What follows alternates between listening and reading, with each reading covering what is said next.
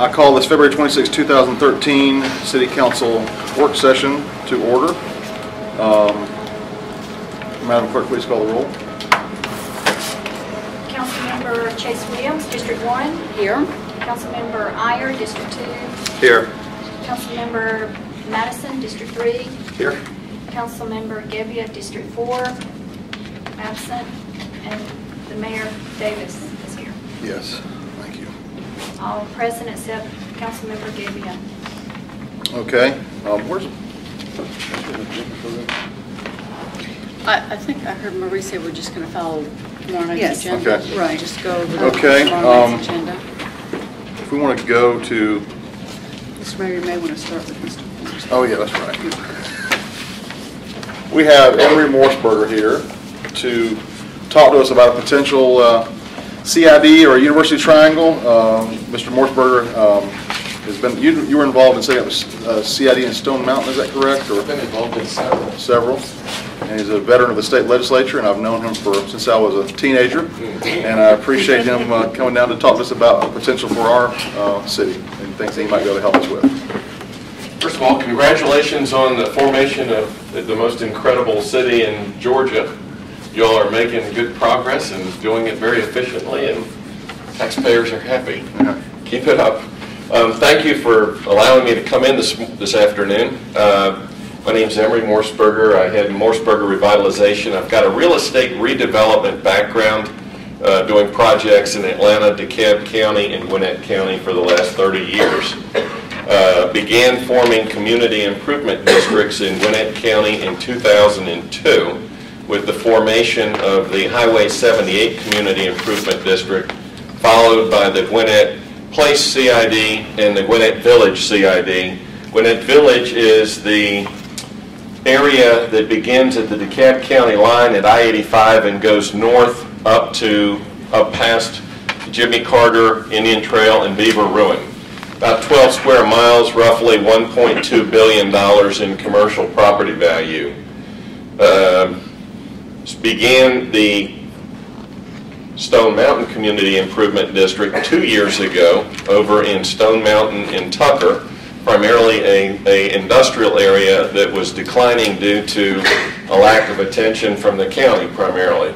The owners there came together and agreed that they wanted to work together and improve their area, improve their occupancy rates, and improve their rents.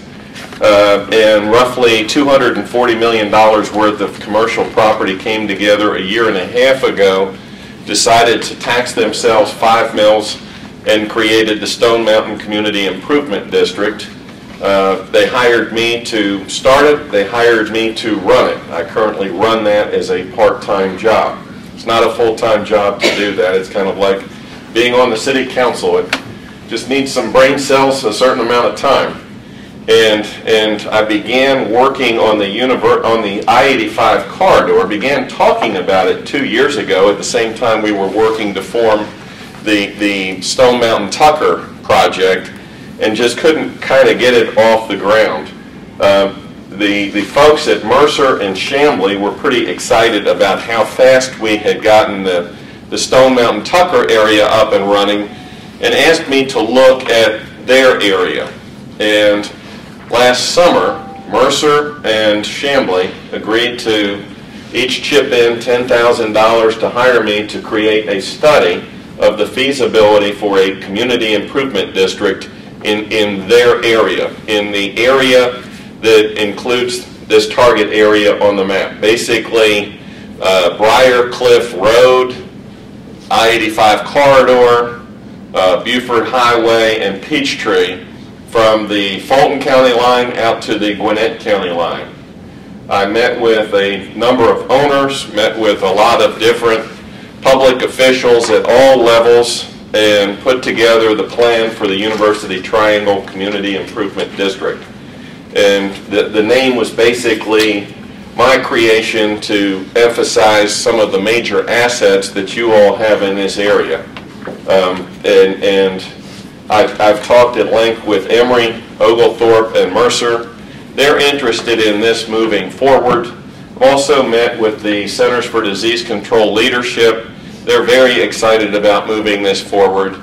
and talked to a number of property owners in the area. Property owners are a little bit whipsawed right now. There's been so much confusion in DeKalb County about what DeKalb County is doing, and some have been not quite sure how cities may affect them or not affect them, and then I got kind of blindsided by Doraville that said they did not want to be part of this project, so you see them drawn out. They're hopefully going to get on board with this concept, and the city of Chamblee is trying to encourage them, as are several of their large owners, to get involved so that we can basically upgrade the area on the map to look like the area just on the other side of the county line that I did in Gwinnett County starting in 2005. We're looking at several different areas of improvement. We're looking at landscaping the interchanges. We're looking at upgrading all of the key right-of-ways that would come through multiple cities. I mean, from Doraville into Chamblee and then into Brookhaven. And maybe even in another city. Who knows what else might come along. But basically help to coordinate the efforts of all of the different communities in the area so that there is a positive common appearance. It may not be necessary to have security. Over in the Stone Mountain Tucker area, we spend a quarter of our budget on security. Over in the Cumberland Community Improvement District, they take in 10 times as much money and they don't spend a dime on security. Security is not a problem there. I don't know. I have not found that security is a problem in this area.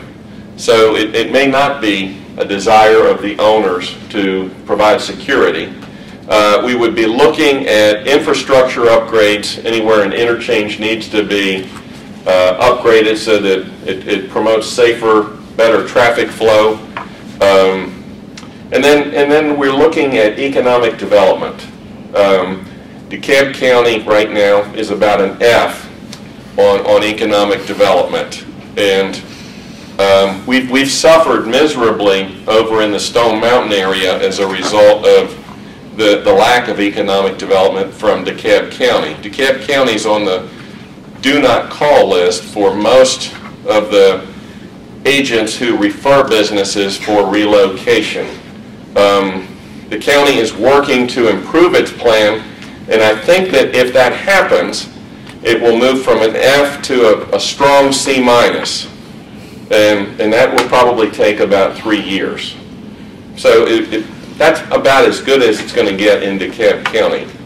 And so what I'm thinking, and again, this is a work session, I'm open for discussion here, but I'm thinking it may be beneficial to the cities to have a more coordinated economic development effort that would include multiple cities and community improvement districts. And this would certainly not oppose the great people that run DeKalb County, but would complement any efforts that they do. So that while the rest of DeKalb County might be a C minus, perhaps this area could be an A. We've got an A right next door across the county line. It's not like it can't be done. In fact, across the county line does not have Emory and the CDC right next door, and does not have anywhere near the amount of interstate frontage that this area has. This CID will have more interstate frontage per square mile than any other CID in the state. I mean, we've got a tremendous amount of frontage on 285 and 85 and a MARTA line. So we're optimistic that this can be moved forward. Our goal is to basically help to move the perception of the area up above where it might be perceived now, concentrating on the 3 universities and the CDC. That's our goal. Now, our goal was to form this summer. We were on a track to try to begin sign-ups in the month of February and then work through a legal process that would end with the formation of a CID board in July. We are not meeting that deadline. Basically, it became difficult without Doraville on board. It still can happen, it still might happen, but it probably won't happen in the short time frame that we were trying to push forward with. I can say that Mercer is still very actively interested in this happening and is willing to put their money where their mouth is. Do you have any reason on why Doraville didn't want to be in? Did they tell you why they wouldn't want to explore this or be involved in something like this? Who at Doraville said they didn't want to be involved? They have two city council folks that just are very adamant about, it seems like they're against whatever the other ones are for. I don't know how else to say that. And I'm not sure what their goal is. Part of what they're interested in is the GM plant. Right. They're anxious to see what moves forward with the General Motors plant. And it seems as though they're anticipating a windfall when something happens with the GM plant. I think they're... How would that not go in concert with the CID, though? It would. It would. But I can't seem to make that point.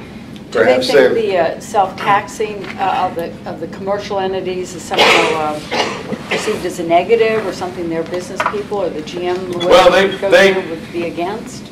The GM plant would not be in it unless Doraville wanted it to be included. Basically, voluntary, right? When you have a CID, the business is voluntary contribute taxes. Good question. Well, it is. Basically, a CID is created when 50% of the property owners in the area, representing 75% of the value, agree to join that entity. Right. When that happens, the entity then drags in another 50%, representing 25% of the value. So when I started the Stone Mountain CID 2 years ago, I signed up $180 million worth of commercial property, which was owned by 45 owners. Okay? And then I dragged in another $60 million in value owned by 43 owners. Some of those 43 are not going to send me a Christmas card. Okay? But all of those owners are receiving a tremendous amount of benefit right now with security, landscaping, cleanup, road improvements, traffic light improvements, all that kind of stuff. Why don't you explain the nuts and bolts of the CID as far, not in depth, but okay.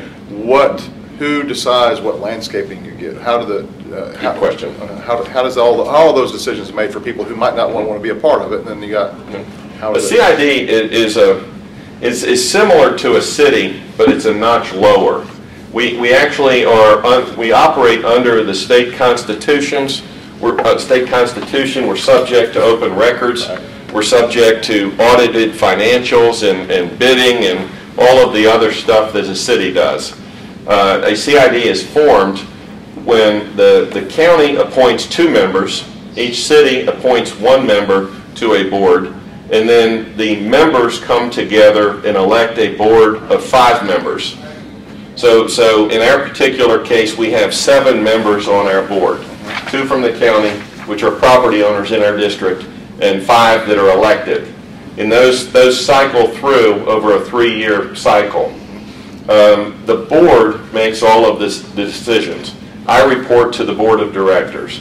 They decide what are the priorities. They decide whether we should spend money on landscaping and interchange, or adding another security patrol, or creating a brochure for economic development.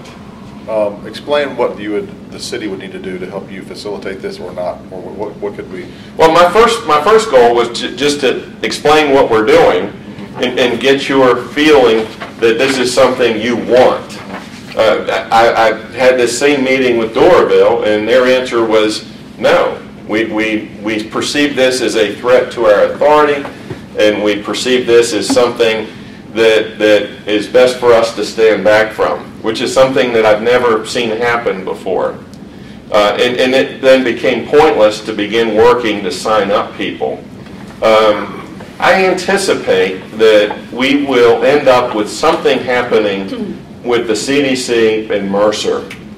The business climate in this area is less vibrant than it has been in other areas. As I've talked to people, it seems like a lot of the businesses have left. And so I'm used to dealing with areas that are full of thriving businesses. Here, it seems as though they've gone north. And so that's why I'm working with Mercer and Chamblee and the CDC to get a foothold. Right. And then we've got businesses interested in being part of this. It may be desired for the city to make an investment in the formation cost. Right.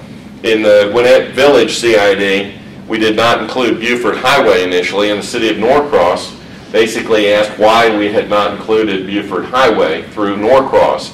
And I indicated that we didn't have the funds to handle the administration of that addition. Lillian said, how much? I said $25,000, and the next week came a check for $25,000, along with a couple city council people from Norcross asking how they could help. That has been a home run for Norcross. Norcross has received millions of dollars of benefits as a result of the Gwinnett Village. The Lilburn CID was actually funded by the city of Lilburn. The city of Lilburn Development Authority loaned $250,000 to the group of business owners that were forming that effort, and then those business owners formed the CID, which in 2.5 years has paid back half of the $250,000 and has brought in over $3 million worth of improvements to the city of Lilburn that would not have occurred had the CID not existed. So a city can benefit. It's possible that a city could be asked to invest in the formation of a CID in an area where there isn't a strong industrial or commercial base.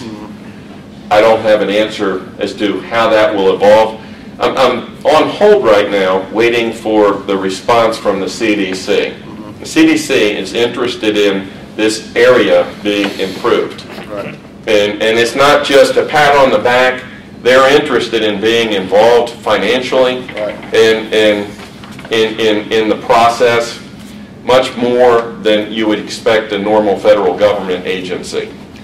The CDC is interested in the area around their workplace. The CDC also has a large population that lives in DeKalb County, up and down the 85 corridor, La Vista Road, and they are interested in improving the quality of life for their workers. They don't see their workers moving out to Jackson County to work for the CDC. So I'm kind of waiting to see what comes along from them, and Mercer has pretty well agreed to kind of match whatever the CDC will do. Well, what Bates, Rebecca, and Jim, what's your... Well, I just have some questions, sir. Sure. Go ahead, Rebecca. Well, I just wanted to clarify, Okay. once you get that 50% of the property owners, so then does everybody else, is it a mandatory self-taxing authority? I mean, okay, so then whether you voted for this or not, then you as a business person would have to contribute that 5 mils or whatever contribution amount. So that's probably why within the boundaries. I mean, you're limited by how many are signed up. So you usually are looking at including people who are within the group that signed up. In other words, if you signed up and you signed up and you signed up and the mayor didn't, the mayor gets dragged in. Odds are we're not going to go over and drag in the guy in the back row. Okay, we're going to keep it fairly contiguous. He does live within your area. Well, maybe we will. Okay, but we're basically you try to keep it compact because he will be receiving services that you're paying for, and he might as well be in and paying his fair share. But you're going to require that he pays, even though he didn't. Yes. Yes. Okay. And this will be billed on his tax bill, just like a city tax or a school tax would be billed. And that 5 mils is on property value of the business? Yes. Well, it's or on revenues of the property business? value. Property value.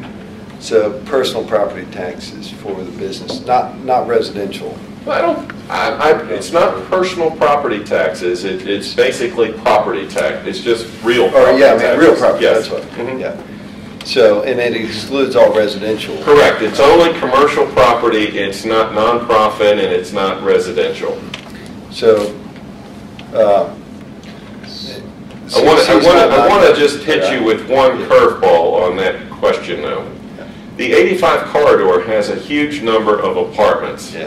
Okay? And I've had research done about something called a special purpose tax district. A county or municipality can create a special purpose tax district and specify the type of property that would pay into that special purpose tax district. That could include apartments.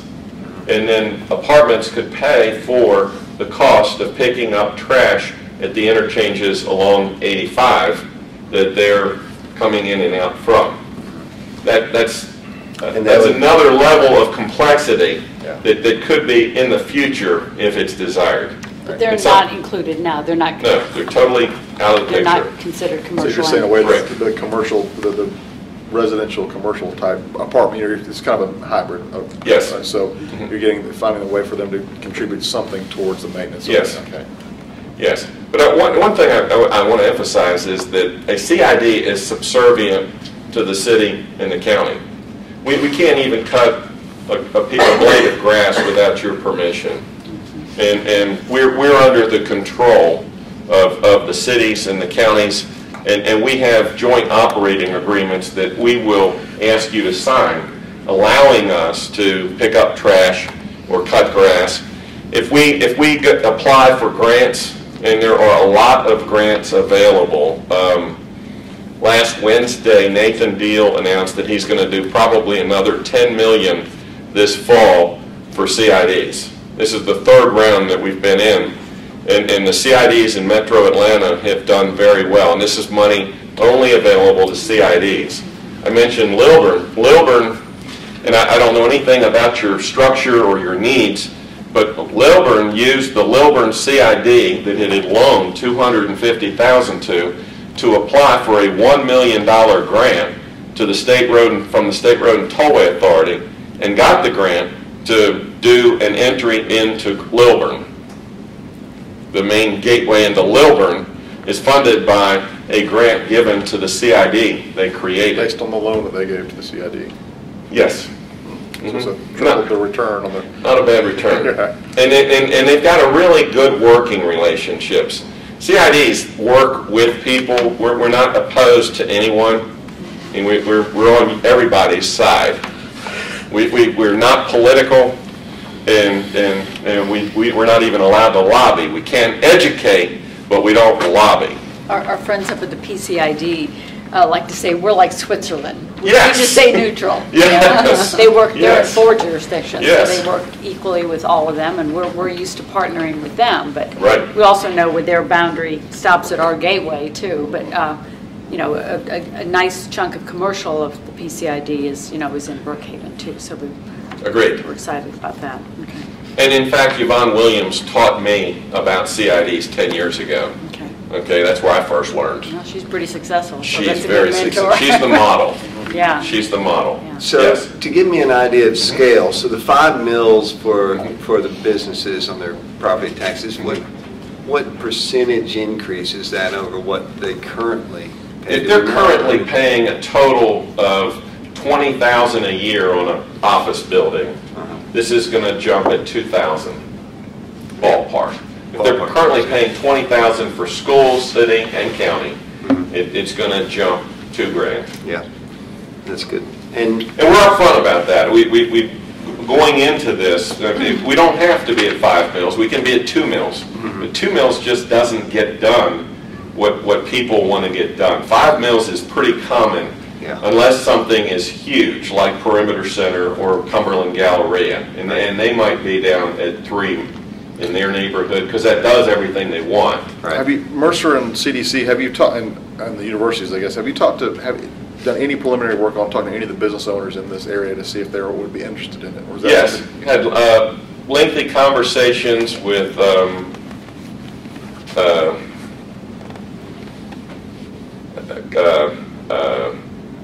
the different owners along 85, the Marriott area, Right. and I'm still working on that. What about the Peachtree? Haven't had any conversations over on Peachtree. So you're just trying to other than gauge what our Oglethorpe. reaction to it is? And Yes. see if, all right. Well, I mean, Yes. if there's a significant amount of support among the businesses in this area, you know, it'd be a pretty good thing, pretty good benefit. I mean, especially. Right. Is this boundary line, is that Peachtree? Generally, yes. Except I mean, I see over, it. right over there around Oglethorpe. Right. We've And gone circles the over. campus. Yes. Yeah, Peachtree's right on that Marta line, pretty much all. And that's an arbitrary boundary line that I just put there for discussion purposes. This Basically, isn't carved in stone. If you really define where this ultimately would affect, it wouldn't be the entire range, it'd just be basically those commercial corridors, I would imagine, because you got a huge chunk of the city of Brookhaven here, which is mostly residential. It's really not going to. The largest property owner in this whole project, you know who it is? No. Wells Real Estate, Lennox Park. Oh. Okay, by far. Yes. So they would be a part. I need to sign them up, but I'm not going to go start working on that until I get your nod of approval. Not seeking anything official here. I just want to make sure you don't think I'm crazy. No, I don't think you're crazy at all. I think this is a good idea. But just so I engage support, you know, from the. Yeah, just so I understand correctly there, so you've got the Lennox Park apartments, and that's, I thought you said that. Well, Highway we're apartments. basically looking at the office complexes there, Oh, okay. So which total almost $70 million. Right, right. But you're not talking about the townhomes or No. apartments? No residential. Yeah. Yeah, well, I think what Basis was getting at is that this boundaries looks like there's a lot of residential in it, but it's just the commercial areas within this area is what. Right. Yeah. Century Center is the next largest owner, and I've had preliminary discussions with them. I'm not sure there.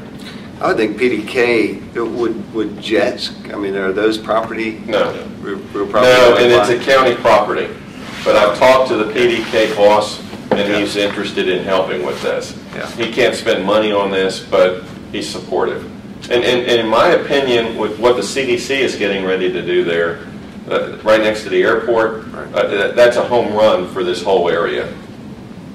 Well, if there's something really big developed commercially in Dorville at GM, I think PDK could stand to benefit a lot of something. Agreed. Agreed. It's interesting. But I definitely think the thing that I think as a business owner I'd be most interested in seeing is, what's the cost benefit analysis? So historically in other areas that this has been put in place, what is the realization that they've occurred with the amount of investment, direct investment in the CID area, right, as opposed to the cost of the millage rate increase? And that's different for every owner. Sure. Okay.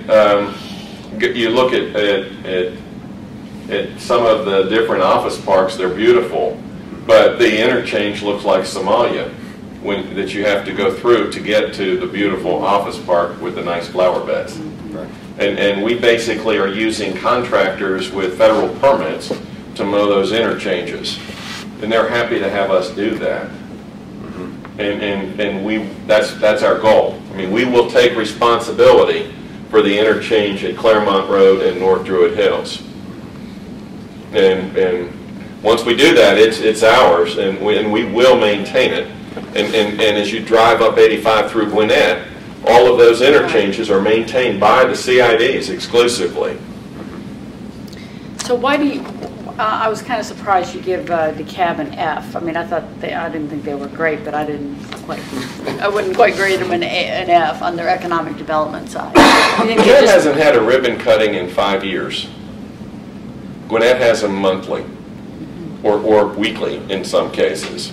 DeKalb has not had a ribbon cutting in 5 years. Well, they have in the cities. I mean, in Dunwoody has ribbon cuttings every week. We have quite a bit of development going on. Right. We're still DeKalb. Right. But are you saying they didn't generate it, or? And it was not done by DeKalb County. That was just a coincidence that Dunwoody is right up there in a nice place that companies want to be. at the nexus of the north side near those hospitals. A lot of what's coming into the Dunwoody area is connected to Pill Hill. And the PCID. And PCID, Yeah. yes, yes. So in terms of the future with DeKalb County, you're saying just because it's a dysfunctional county, or things are so bleak there right now on all fronts, or? Well, I mean, they shut down their economic development department 3 years ago, and now they're kind of limping along. They're not adequately funding it. The funding in the budget this week is nowhere near the amount that is needed to do the job. I've talked to economic development people who refuse to send a prospect to DeKalb County. Period. I mean, many refuse to do business in DeKalb County. Somewhere else is where we need to go. And that needs to change, and I would see that being done by something that could come out of either the cities or a joint effort with CIDs. Again, working with the county, but not waiting for the county to get its act together. Right. Of course, our school board's not helping us either. So. Right. One of the beauties about a CID that works so well is because they are self-taxing, they can target their funds to infrastructure improvement and not be dependent on the local government's tax base to make those improvements, because many times, you know, there's so many priorities local government is trying to attend to that streetscape improvements in a certain area are maybe lower on the list. But when you have a CID, they can accelerate that plan for you because they're self-taxing, and they can make those improvements absent you know, the general fund supporting it. So I've seen, you know, communities, cities use this function to be able to really build their roads, provide streetscape. They become a valuable tool in applying for grant funds, and it's directly beneficial to the city. It comes back, they may not be the applicant, but the improvements are in accord with what the plan is for the city, and you have an entity that's able to sometimes accelerate those plans 5 or 6 years beyond when the city could reach it. So they are very, very valuable, and they can move quicker than a local government. Right. A lot quicker. A lot. I mean, we've got signs laying down on the ground, street signs, and basically the county's gone from like 8 sign repair crews to 1, and so we're going to work out a deal where we repair the signs. Right. We're not going to wait for the county to do that. Yeah, and that happens a lot with all different facets of infrastructure improvement. So it's a nice tool to have in your economic development toolbox to have that available to you. Well, we see the PCID getting grants all the time, and I know it's because they have skin in the game. And so they will get those, you know, GDOT or federal, the DDI, the CERTA funds. There are so many different pots, and this area doesn't have its hand out to ask for them. And a CID is a money-getting machine. CID, money-getting machine. it is. You can write that down. Right. It's a nice partnership. And we're not shy about asking for money. Okay. All right. Very interesting. Thank you. Thank you, Emery. Feel free to call anytime, and I think I have emailed the full report to someone. I will make sure that you get the full report, which is only about 15 pages. But All right.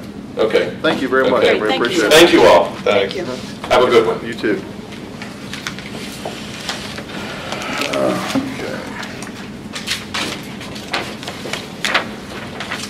Okay. So we're going to J. Tomorrow night we have presentation. You can see all the presentations here. So Yvonne will do the PCID, and then we'll have about that Georgia 400 interchange as well. Then we have the Georgia Power franchise agreement update. Yes, if I may. The question at the last meeting was regarding the actual franchise fees, and as you know, the agreement that was before you was the standard Georgia Power agreement that they enter into with all municipalities. the question was, what is the difference in the cost to the city, and is there a difference? And the answer is yes, that there is a difference. And I'll just go over it. Mr. Iyer brought this up from going to their website, and there's a differentiation on what Georgia Power will pay to unincorporated governments, counties, and then what they will pay to incorporated or municipalities. Prior to incorporation, residents of the Brookhaven community, part of unincorporated CAB, are paying 1.8308%. With incorporation, Was it 1.8 excuse me, or 1.0, beg your pardon, 1.0801, and with incorporation, that will they'll see an increase of another 1.8.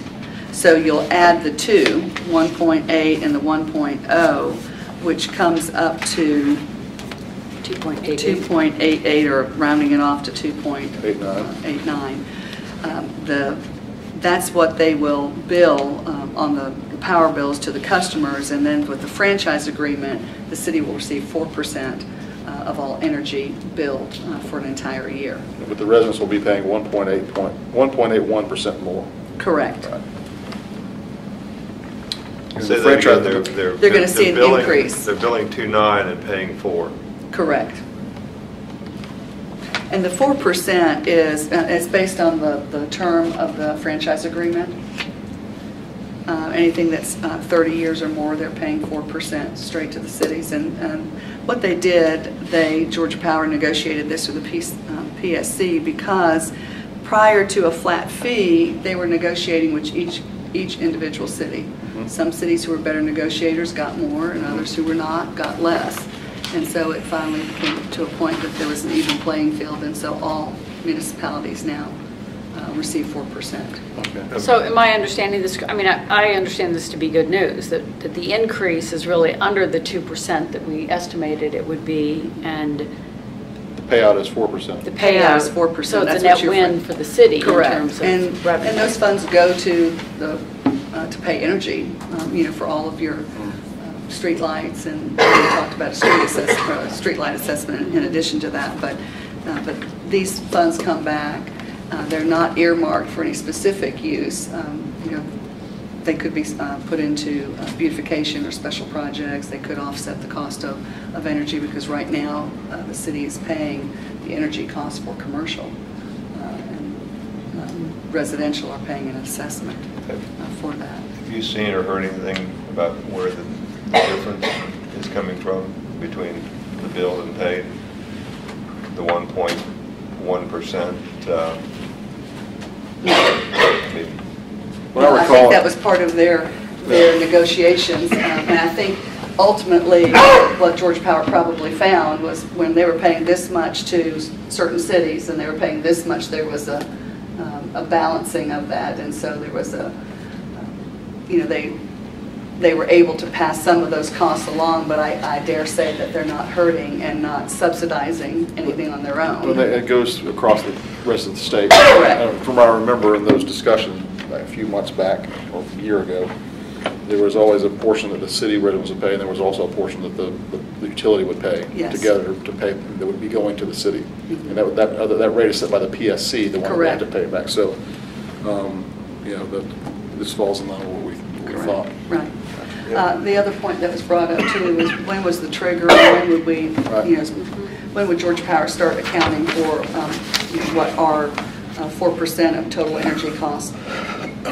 Typically, it's always January 1 to December 31, and it's based on the actual signature date of the franchise agreement, and then that's when it trips the switch and they start then looking at all of the meters. They do have, and they have had since December, the parcel IDs and all addresses, so they know where all the meters are. What we've had was a change in leadership within Georgia Power. The director, or the regional director that was responsible for Brookhaven and other cities, retired at the end of December, and Jeff Petrie came on board, so there was a transition period. So we're working with the power company right now to be able to go retroactive back to January 1 on that. So we're working on that, and I'll report back to you when we have an answer. All right. Any more questions about that? That's still. I'm still trying to figure out the math, but that's neither here nor there. I'll have to figure that one out. Along the same lines, or similar lines, I spoke to Linda Brooks in the insurance office, and she said she's got her paperwork, but she's waiting for a population count that apparently needs to be provided by the state. On the insurance premiums? Yes, for the insurance premiums. So she said that, you know, and obviously we're not going to get it this year, but that's just something that, that's the only thing left on our checklist. Okay, well, I know Chris has been following that. Finance has been involved with that, so maybe you might just want to follow up with Chris.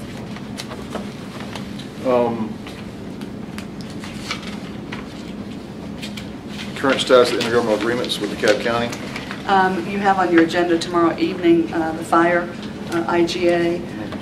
There was a couple of, we thought we were going to be able to have water and sewer on the agenda, but the county attorney's office is making a few minor changes to the phraseology, not to the intent. I mean, they're still going to provide water and sewer, but they're going back in, and they've been working with Bill on that. So that should be fine. 911, the same thing. It's just tweaking of some language. We are still waiting. This week, Wednesday, we'll have a meeting again with the county. They're coming here. We'll be talking in more detail about police services and parks and recreation services. Those two are the biggest ones right now because you know, we're talking about a fee being remitted to the city and charged to the city, so we'll have to, we're trying to understand the county's math as to what the direct costs are to Brookhaven residents for both of those services. All right. Report from Mr. Robichaux. I believe this refers to the 2 points that Mayor Davis, you had asked us to look at. The first one being a change from the term of people serving on different boards and commissions from 4 years down to 2 years. Right. And we looked at that, and actually all of the boards and commissions are the term. It's actually a specific item within Chapter 2 of the Code of Ordinances within the administration, and we could make that change. But changing something like the Zoning Board of Appeals, that actually is also found within the zoning ordinance itself. Right. And that, to make any kind of change with that, even just a simple change from 4 years to 2 years of the term, we've got to follow the full procedures of the Zoning Procedure Act. Gotcha. And I know that I believe that we're with community development. We've already got some ideas and some things that we're going to be, some changes we're going to be making to the zoning ordinance coming in the very near future. That's going to be on the slate for that. Right. So we can kind of get all of that done and put together. But I mean, that is something that legal's working on. Right. It's not going to be a quick process just because of what we need to do with zoning and things like that. One of those items, and I've had a chance to talk with some of you, is to explore the creation of a plan unit development and zoning classification. We have a couple of projects that think that having this opportunity would take care of particular projects that fell through the transition between the county and the city and interpretations from the county versus where the city is coming from on identifying what is the best implementation strategy for those projects. But even looking beyond that as to how can we make more opportunities available for unique properties and development in underdeveloped areas or overlooked areas. So that will be part of the recodification of the zoning code. And at our next work session, we'll be able to talk in more detail with you. Is that the groves fastest and easiest way to achieve what we're trying to do? That's part two. Okay. I sent an email out to you and Mr. Gebbia. The first part is the legal opinion. Okay. That's the most expeditious way to take care of it, and that is my hope that we'll be able to do that. But it really brought to light the need to take a look at this opportunity to create a plan unit development. We don't have that at all in any of the zoning classifications of the city, and what a plan unit development really looks to is more creativity, a lot of flexibility, thinking out of the box.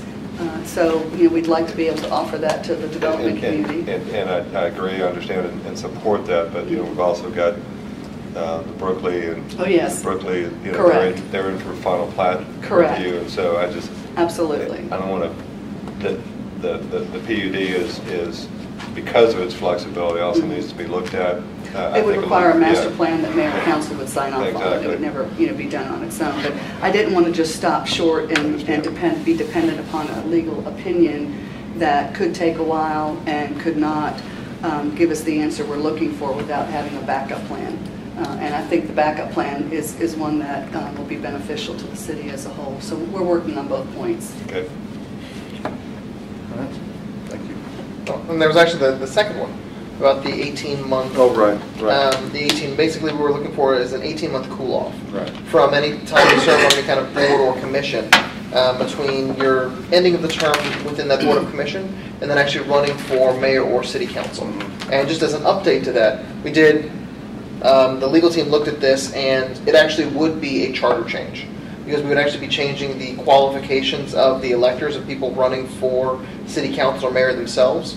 And so that, since that's actually laid out in the charter, that would need to be changed via the charter.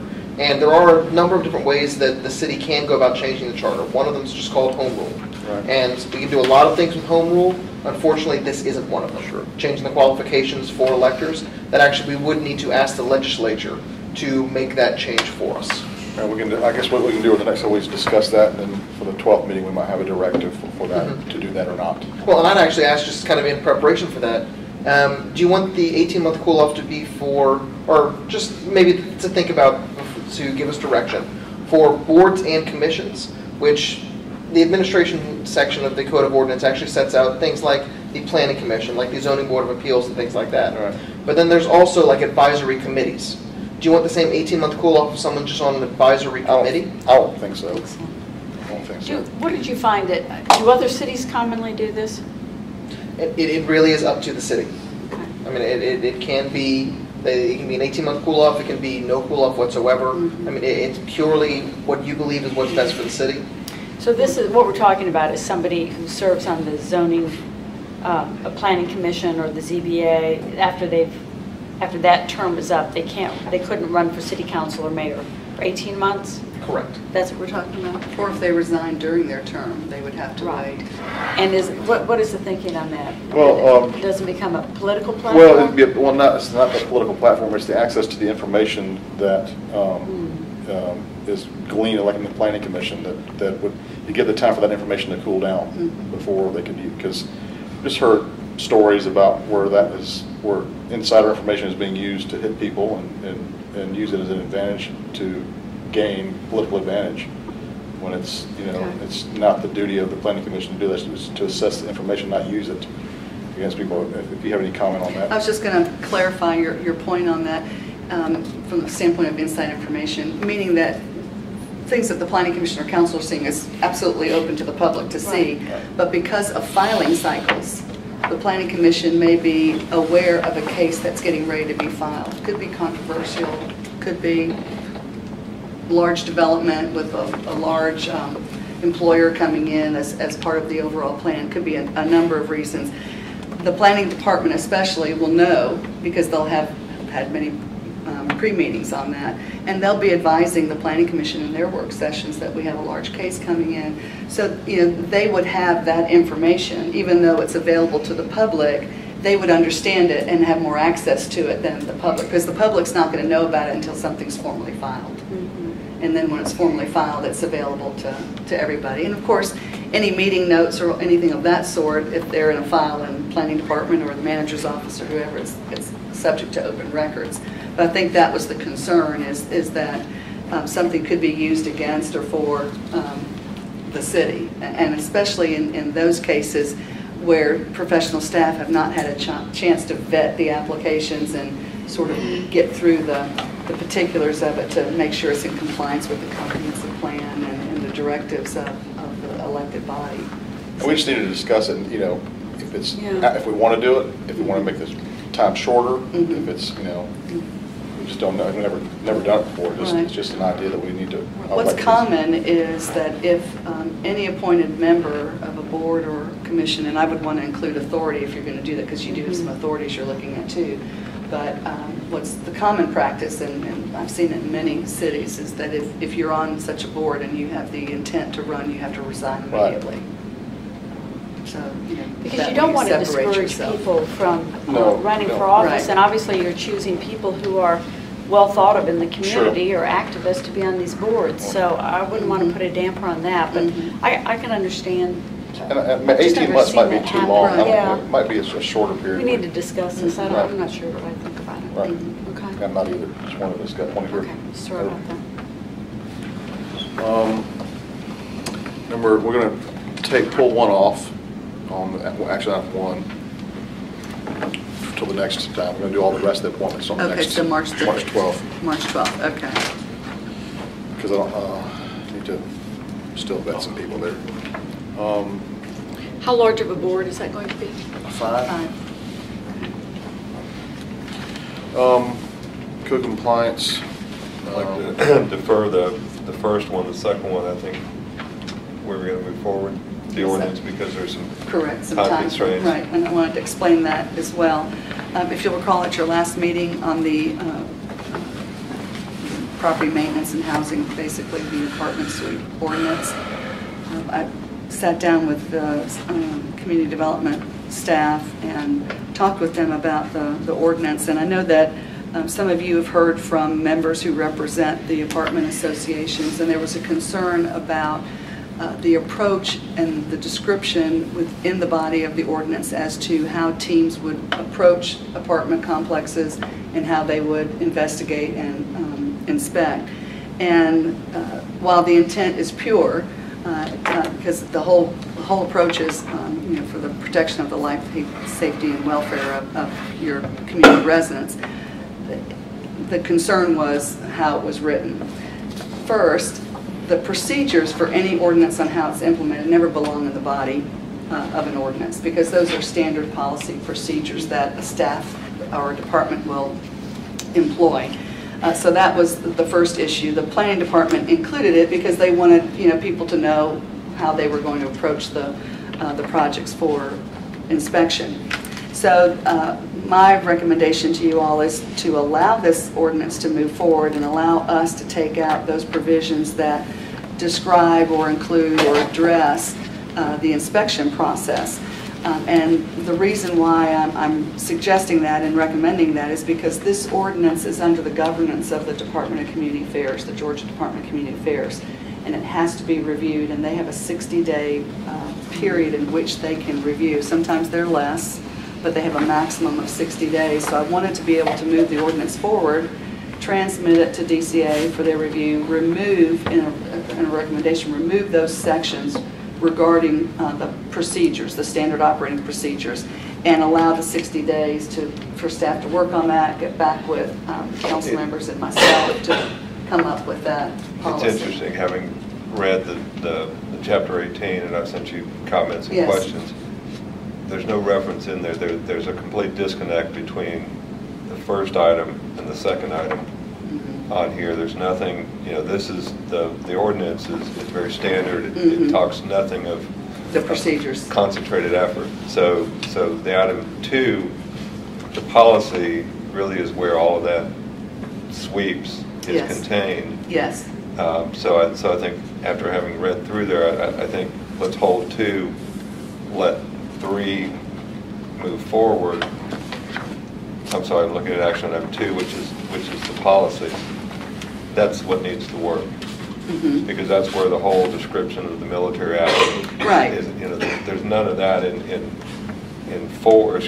item 3, which is Chapter 18 nuisances. There's some things that need to be cleaned up, but for the most part, it doesn't have any of that in it. So let's, address some of the things, and again, some of them were questions as much as comments, but run through them and see. But that one moving forward makes sense. I'm a little confused. Yeah, So you're saying you want to hold 2 and move 3 and 4 forward? That's correct. With some cleanup. But the Chapter 18 nuisances talks about how we go about inspecting and condemning properties that are either totally run down or being used for illegal or illicit activities. So it deals with that. That's 3 and 4. That's the ordinance section. Item number 2, which is the policy, deals with the whole apartment suites, and the red team and the blue team meet at 0800, and they go left and they go right, and they swarm the premises, yada, yada, yada. That's the policy. 2 is the code 2 is the compliance one policy, before. 3 and 4 is the actual code. Right. That's correct. 2 is the implementation of 3 and 4, and it's the implementation language that needs some work. Correct. So is that your understanding, Marie? Yes, it is. Okay, so on the agenda, the 2P deferred is not, we're going to scratch that for 3 and 4, Mm-hmm. and we're going to add that to number 2. That's correct. Jumping in a little late here, but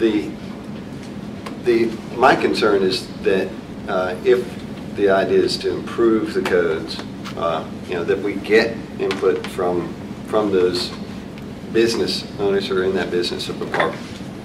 Anything that this applies to. Have we had a chance to get any? We kind of will. public We'll input? have that 60-day window while the Department of Community Affairs is reviewing the ordinance. They don't review, their scope of review does not include the standard operating procedures. Yeah. So the planning staff will have an opportunity to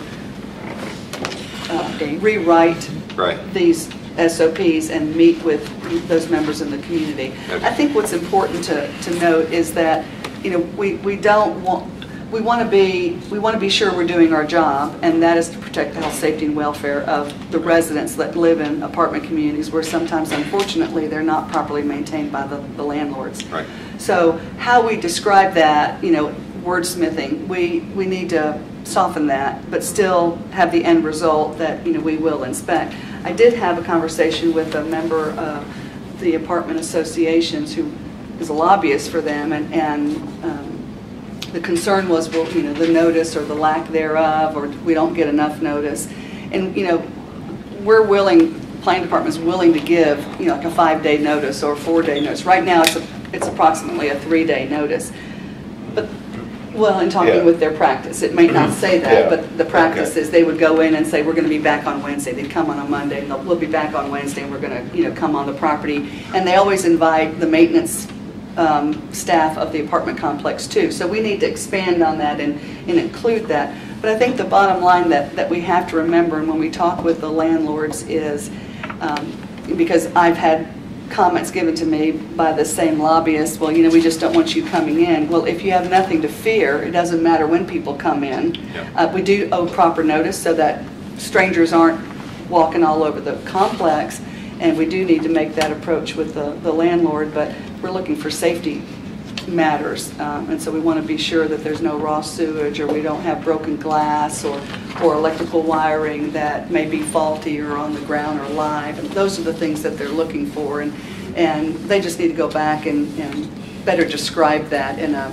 little bit more friendly approach, because what it is they're there to help them identify matters that need to be addressed for safety. So. And isn't there a component, though, of the apartment inspection process to try and diminish criminal elements? Is that implied? Because I had heard that sometimes throughout these process of sweeps that they found, they'd encounter some illegal stuff. Well, if they do, they're supposed to turn that over to the police department because they have no authority, to act on that. I mean, however, if they are aware of an illegal activity, they do need to report it because they now have constructive notice, and if something would happen that could be a real tragedy, then the city could have some liability there because they were aware of some certain activity. I mean, it's not their job to go in and check what the illegal activity is. I'd like to have some police officers certified to be code inspectors too. Right. Have some cross-training there. Well, in talking too with the building official, he said in some cases they won't even go by themselves, that they'll ask a police officer to go with them. But also you need to understand, one of the points, until I read this, it wasn't exactly clear, but the interior inspections are done by a private inspector, third party, who is hired by the apartment complex. The only thing we inspect as a city are the quote public spaces, which are available or accessible to 2 or more individuals or families or tenants, or it's described in there. So we're not going inside the units per se for our inspections. Those are being done by a third party private contractor who's hired by the. Now, there are requirements for them to do that, basically a third of the units every year with their business license, and so that over a 3-year cycle, they've gone through their apartment complex, yada, yada, yada. But yeah, that was a concern, and Michael had explained that now they do go in if they're invited. You know, they're welcome to go in if they're invited. However, they don't have the right to go in without without that. That's all done by the apartment complex. Right. Well, I think that, you know, it's in some of the Beaufort Highwood corridor apartments. So certainly, it's a high crime area that, as a city, I mean, we need to address, you know, gangs within our city, and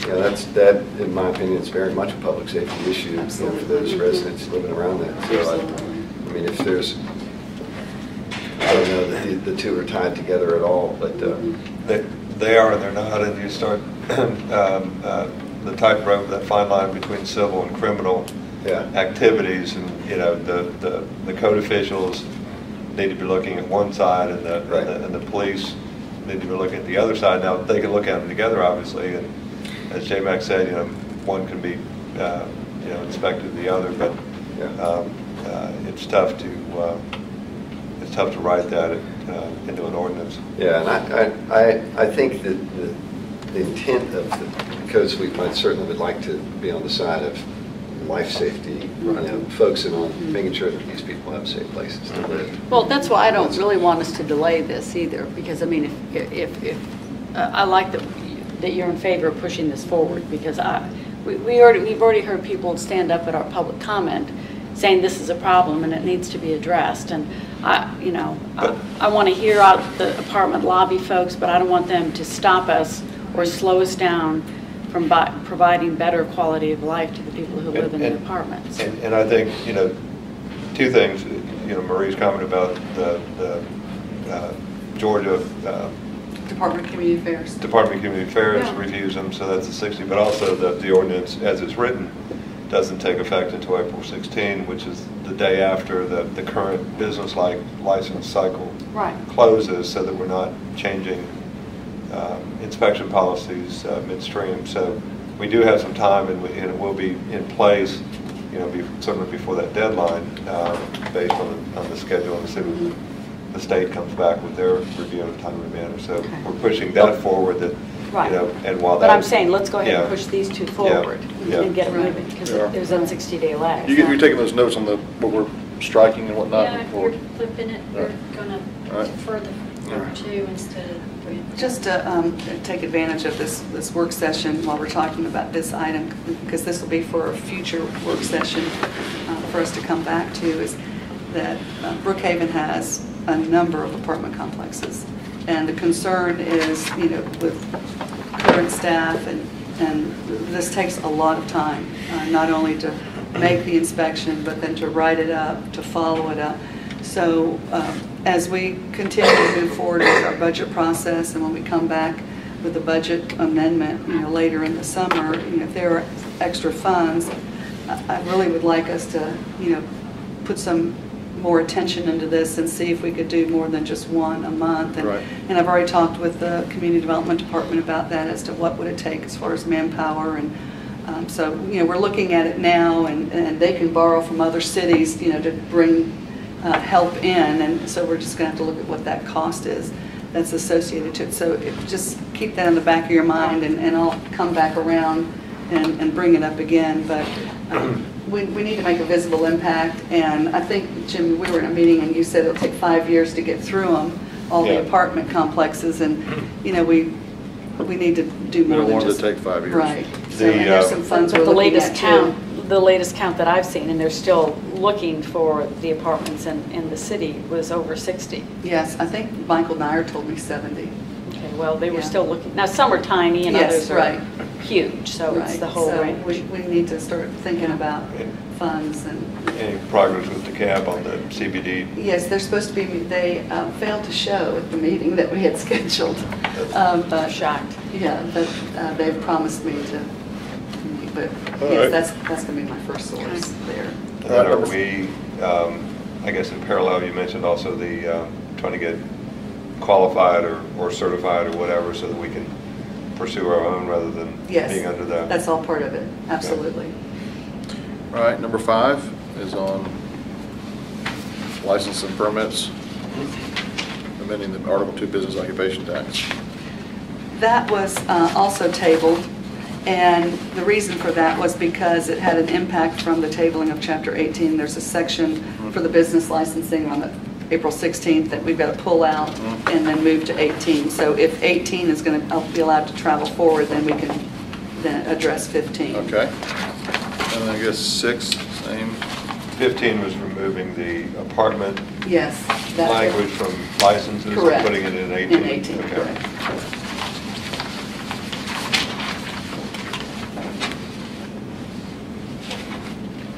Number 6. Same as 5. Same thing, that's the Second reading. right, All right, 7. alcohol beverages. Right, That's that's the, That's the hearing right, board. that's the hearing board. Okay. And so you're going to wait till the March? Yes. Okay, that's, We're going to do all the rest of the appointments at the next meeting. right, okay, so that's, But that's the ordinance. We can This is still the do ordinance. right, Do you still wanna- pass the ordinance? Yeah. right, we can move forward with that. Okay. Correct. All right. And let me clarify, 5 and 6 you're going through with. Yes. Yes. We And were going to 7. do that anyway. Okay. 5, 6, and 7. The budgetary policies, did this have the proposed changes that Chris had sent us? Yes, Chris sent you, Mavis, Chris sent out an email, I think it was late last week. Yes, we had asked for a couple of changes. Right, were you all good with those Well, I just wanted changes? to wanna ask see if it. we are. One was the establishing audit procedures, which I was, Which was a separate, right, you know, he then sent out a second email. right. Yeah. And then the having 2 public hearings on the budget. Yes, One after 6. Do y'all want to do that? I do. Yeah, it's, sure. You? He's suggesting that it read at least 2, in case more are desired in some years. Right. He's saying this is the only language change requested. That was separate from the audit one. Okay. We had some discussion about. One begins after 6 p.m. and one about the times, so that we have, One for evening and one for morning. So my concern when we were discussing last time was that we didn't, you know, there was a talk about having to have it adopted by a certain date, and there was some pushback on not adopting that by a certain date. I was told that that was a charter requirement. I'm going to go back and check. I got an email from him today that said that's in the charter, and I just need to double check. was that on the public hearing, I where bet. the decision could not be made until so many days following Well, public it- hearing, it and was- then yeah, from the advertising of it? It was the automatic approval. Right. Oh, You that's know, right. If it was not approved by council Right. in the fiscal period. Right. Then I it think he said automatically that approved. you couldn't do that. They Correct. said it was a charter requirement. Right. But we'd also talked about moving the date around Yeah. for the budget here because of the holidays. I don't know if we had any, you know, moving the budget period forward so that the approval could come rather than the last week of December. Right. Well, Theoretically. my hope is, you know, and I'll be getting with finance, and that would be by late summer, the department heads are going to start working on their budgets, and I would hope that, you know, the mayor would go ahead and appoint a committee, council members, just to sort of walk through that as we prep the mayor on it, and have 2 council members Well- sort of overseeing it, and then start our budget hearings. I mean, we could have budget hearings where you could have the adoption in the first part of December or even late November to take effect January 1. So, you know, so you don't get caught in the holiday schedule and people miss out on attending. I certainly, you know, I don't want to follow in the footsteps of our federal government and being able to push off Right. approval of these things. I'd like to hold us fast to Right. approving budgets Right. and saying, okay, this is it, not delaying, you know, these kind of things. Yeah. I like the idea, if we don't get it done, it automatically Right. has to get done because we need to run our city responsibly, and having a budget is part of that. I agree. Yeah. Well, this first year, fortunately for you all, or I don't know if you think it's fortunate, but I think it's a good way to measure where we are so we can be better prepared for future years. You're going to be visiting your budget 3 times. Right. You're visiting it now, and we'll have a mid-year budget adjustment, and I know Mavis, I'm not even going to look at her because she's shuddering, and then we'll come back in the fall. So we're going to really be in tune with it, and I'm excited for you all about it because we'll have a real handle on what our revenue streams are. And remember, we'll have other revenue that we haven't had this first year, your insurance premiums. You're going to have Georgia Power. Now, Georgia Power will be 75% for 2014 because we get it in advance for this year, but that doesn't mean we have to spend it all either. So my hope is that you'll be able to end the year with the start of a reserve. That's my big push for you all. Any way that we can do that. So even if it's a minimum amount, it does create it. And I can tell you, your finance department's always looking for ways to create it. Sure. So, but 3 times you'll get to visit this, so you all are going to be just absolute experts. All right. Going through. 8 and 9, same. Yeah. Appointment of city solicitor. All good with that? Okay. Rebecca? All right. Okay, and then this, the growler, wine, and malt beverages ordinance. Paige, you kind of headed up this little section there. Are you happy with what we have? Or? Yeah, I've talked with our city attorney and all the businesses that I think would be affected by this, and gotten input from them on this ordinance. So the intent is just to allow, a business to provide a tasting, to whereas they weren't able to do that before. So I think all the safety standards have been looked at, and it's also had input from, this is a very similar ordinance to what's in existence in other surrounding municipalities. So, There was a question about including the growler. Is that, you satisfied Well, that it's broad enough that I know that I see wine in there also, but yeah, if we get a specialty beer store that's not a growler store, can they do? Yeah, my preference would be that it didn't have the word growler because it narrowly defines an ordinance that's meant to provide. Malt beverage kind of takes the whole thing, doesn't it? Yeah, I mean, malt beverage, I guess, is the general term for beer. For instance, if Public wants to have a craft beer tasting. Right. And that's not a growler. Yeah, the way the specific wording in this that makes it apply more broadly is that it's for any establishment, let's see, where is it?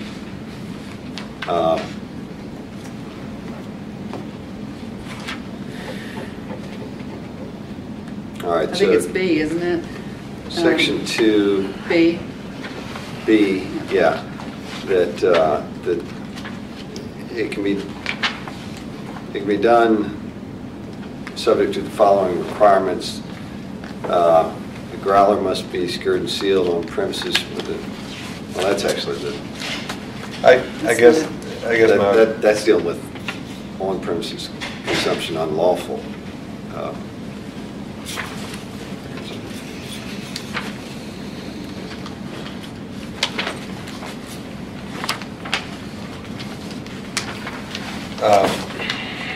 I guess it looked in the next section. What is it? 3.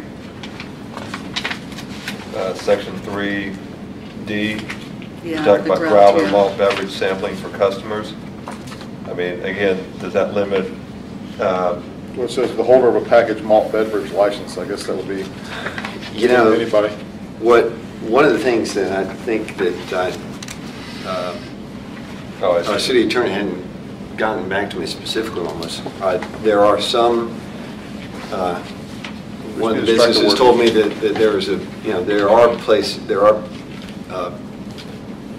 places where a bottle would have to be open to serve this, and so, rather than out of the tap. Yeah, the intent was to allow that to occur. In some places where they don't have kegs, it's only a bottle that could be opened as long as it didn't have a conflict with the state, some kind of state law, and they said they were going to look into that. I don't see anything about a bottle in this, though. No, that I guess that's the question is, if. I just think if you take out the word growler, My preference is to take the word growler out. Growler of this. and B and C Throughout. and D, yeah. And it just says malt beverage sample, and that covers everything. Yeah. Why don't we just do that? Scott? Okay, I'm making the notes right here. Okay. Yeah. Yeah, that's the only, I want it broad enough that, just Exactly. like when we added wine, if Sherlock's or somebody, but, if Sherlock's or Publix or one of the specialty stores Yeah. wants to have a beer tasting, then, What does the term growler refer to? I think that's the name of the actual bottle that's filled, a refillable bottle. Here's my old dress, you go in, you get a bottle of, I know. like a gallon of beer. I know in a about the bottle. Dunwoody growler, it's Yeah. underneath the crier. You know where it came from? The only reason I know this is from community council, is that in the old days, they used to take them home in a tin pail, and as it sloshed, it made a noise that sounded like it was growling. Oh. So, rather than a sealed bottle, they had a tin pail that they'd carry it home in. Or maybe the husband brought it home and the wife started growling at it. Yeah, there you go, that's probably, Yeah. he finished off that big bottle, It's not a legal name, it's a traditional name that came from, I guess whiskey tasting would be. What was the problem with the growler Whiskey's out. ordinance in Dunwoody? They Is it? stewed Yeah, about not that for allowed. weeks. Do you remember? Well, I know, but Craft whiskeys. there's something that, Liquor store. some reason why they There's can't. something about like the difference between like bars and shops, like they Right. didn't want to allow. You can't drink it, you can't drink the whole thing on the premises, that's the thing. You're taking Yeah. beer out, but you're allowed to taste it in 2 ounces, but you Okay. can't sit there and drink a 16-ounce beer because you're not a bar, you're a store. Okay. So that's the difference. Okay. So the Right. treaty language. Right. And does our ordinance speak to that? Well, that's what it allows. It says, it's got the 2-ounce provisions in there. Okay. Now, there They is consume a, more than 8 ounces in And any no 2-hour more, period. no more than one time per day. Right. You can't come back for repeated samples. yeah, but they No more can than 2 have, ounces, they can have and no more than 8 classes. ounces. Yeah. So there is a provision in here to allow, if they want to have a class, to educate people like on a wine tasting class or a beer tasting class. They can do a class as long as it's, as long as it, where's that? Not more than 3 times a week for a period of not to exceed 2 consecutive hours. And they conduct educational classes. beer pairing sample. class. And, So, Sherlock's has So, taking they could- cooking classes there, they actually come fun, but they, But, I you guess know- they do a beer pairing. Okay, certainly the intent is not to allow these places, I mean, they're not in the business of giving out free samples. So, Right. So this is only a function for them to sell the product and get it out the door. You know, Right, and it allows people to buy something, tasting it first, so you don't end up with a couple Yeah. of gallons of beer that you hate. Right. So it's just it's illegal to do it otherwise, so now it's. But I think I'd very much like to see this, take the word growler out of here, because the intent is just to provide a tasting or sample. Let's just make sure, I mean, I know like Schlitz malt liquor is a malt beverage liquor, Yeah, right? it's not But a- is a malt, beer is malt beverage, right? I mean, it is, Yeah. correct? Technically, yes. All beer, ales, lagers, all that's a malt beverage. Is that right? Do you know? Do anybody know here? I'll find out. I'll get you an answer. And just look up growler too if you want to know what a growler is. Well, malt. Yeah, I believe we've got beer and malt beverage. It's any alcoholic beverage obtained by the fermentation of any infusion or decoction of barley, malt, hops, or any other similar product, or any combination of such products and water, containing not more than 14% alcohol by volume, Right. and including ale, porter, brown stout, lager, beer, Okay. small beer, and strong beer. That's the definition of malt beverage? It's definition of beer or malt beverage. Okay, all right. And that's a definition in the ordinance? That's the ordinance I'm looking at right here. Okay.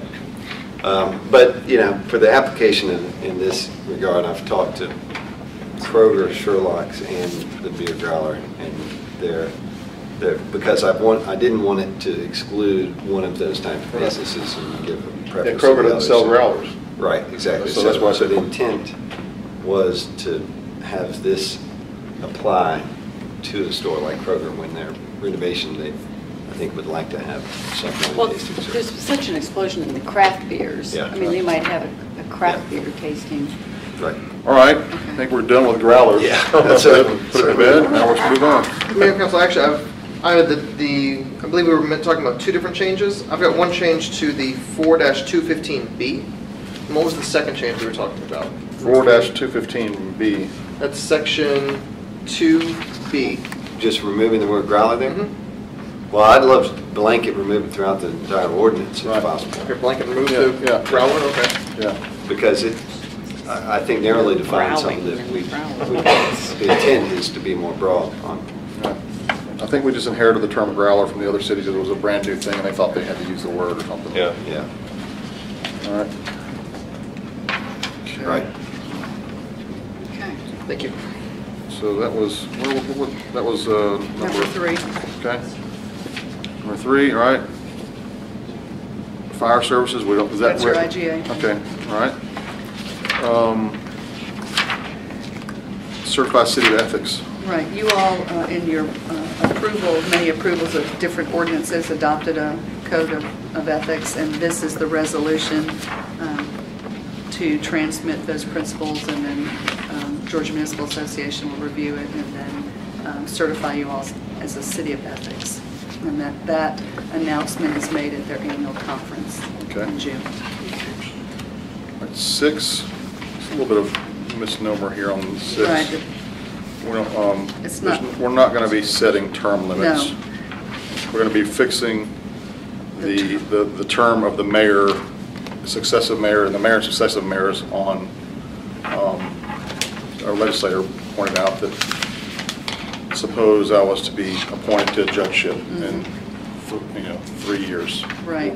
The next mayor would be limited to 1 term plus whatever's left of my term or any other mayor. So it could be you could be limiting a mayor to 4 years and 1 day term, and it's just a technical difficulty that needs to be. So the mayor's still going to have a term limit. It's just going to be 2 full terms. Yeah. Right. And then there was some discussion about term limits for council. We can probably best to maybe wait till the next legislative session to consider that. Okay. All right. Any discussion on that? Well, I mean, I think in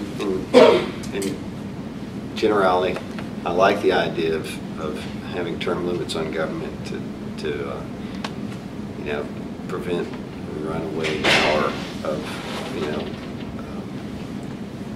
an embedded career politician. I think that also gives some vitality to the organization if we have some change, fresh ideas. Anything else? All right. Our term, we already talked about the boards and commissions. All right. So is that going to be removed, or is that going to be, we're keeping some of it? 7, action item 7. Scott? That's on the, So I've got action item 6. here. This is back to the legislature. Yeah, well, what we can do is we actually, I think we're in the final process of actually getting something together, and it's going to basically say that we disapprove of it, that we're going to ask the Georgia legislature to vote against and to oppose the legislation. That was House Bill. No, was That's 178. no, I'm sorry, he's talking about 7. This is Sorry. the boards and authorities for their terms.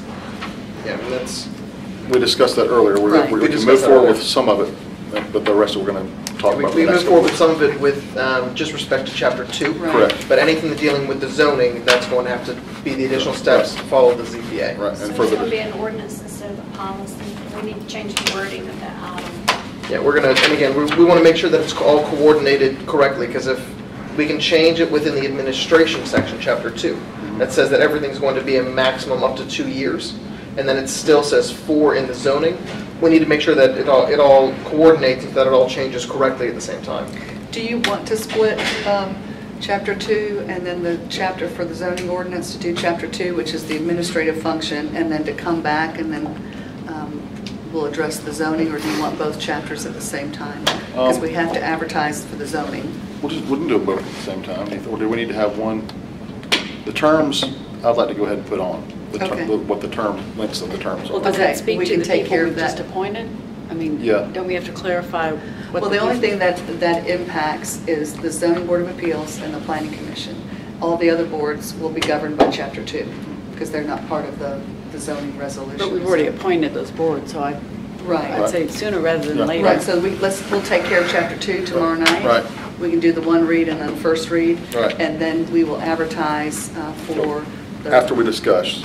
Well, I guess we could advertise and not act on it. Right. We don't want to. Because if we started advertising this week, we won't be able to get it on until March the 26th because of the 15-day Okay. notice and because of the time frame and when we submit to the paper. All right. So if you're in agreement to that, we can move forward and plan for the 26th. Okay, all right. Okay. Thank you. Just do chapter 2 for tomorrow night. Well, and what I'll actually say is, again, I'll touch base with Bill on this, because Bill will be here tomorrow night.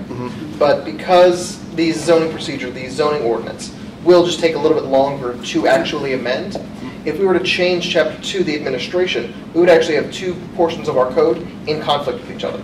Okay. Because Section 2, or Chapter 2, actually does talk about the Zoning Board of Appeals, Planning Commission, things like that. And that's where it also says the 4 years. But then that's also listed within the zoning act itself, or the zoning ordinance itself. Okay. So what I might say is maybe we can talk about it, and maybe we can say that that's the direction, the obvious direction the council can even vote on moving forward, We gotta like stagger directing us to terms, do that. too. Well, you can direct legal to start making those changes in anticipation, so that it is out there, so that we know the direction that's going to be heading. Right. But I might say that let's wait until I actually make the change within Chapter 2.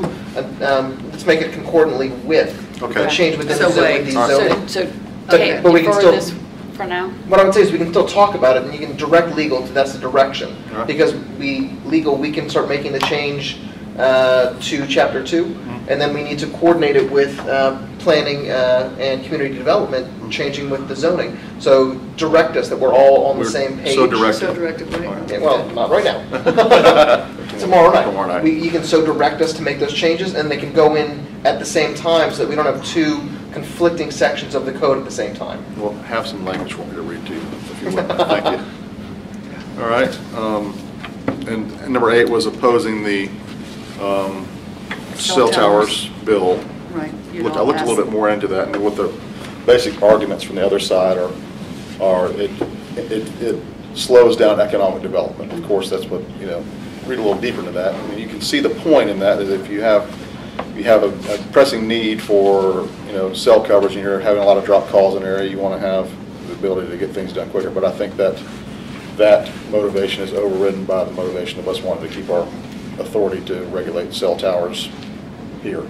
So, Well, what I can say is you will have a resolution on this tomorrow, and I can actually read you portions of it, just kind of really talking about how important it is for us to, I'm going to say oppose this, or again, but other people have believed it's important to oppose this. I have that one. It's in the back. Okay, so you do have that one? Oh, was it Yeah, given to it's- them? It's 159, I don't have yet. Okay. all right. Yeah, it's- 159 is the tax billing.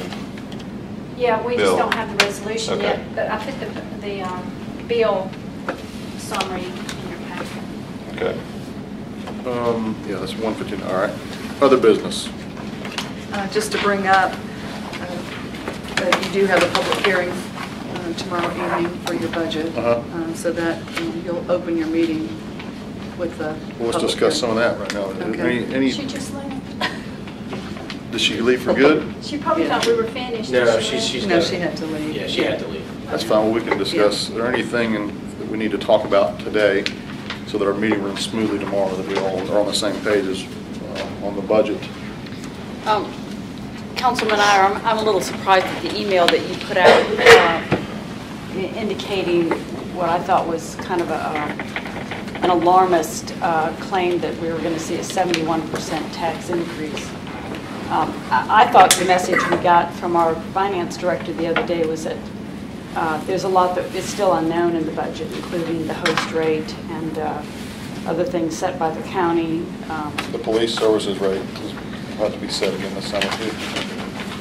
Again, my comparison was about 2012. Right. And my intent was to be open and honest with the citizens, Wow. and also to see if we could drive some interest to the public hearing, because I was hearing absolutely nothing.